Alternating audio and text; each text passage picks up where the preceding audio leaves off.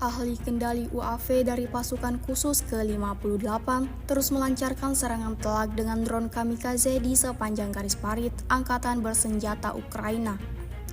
Rekamannya ramai beredar di media sosial Telegram pada Jumat 27 September 2024. Prajurit Angkatan Bersenjata Ukraina tidak bisa lagi keluar dari tempat persembunyian mereka.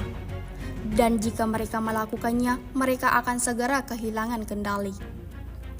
Angkatan bersenjata Rusia tanpa jeda terus meluncurkan serangan mematikan dari segala arah. Seperti yang terlihat dalam rekaman, ledakan dahsyat terjadi berkali-kali di titik yang ditargetkan. Misi mereka untuk memporak-porandakan tempat perlindungan tentara Ukraina diklaim berhasil.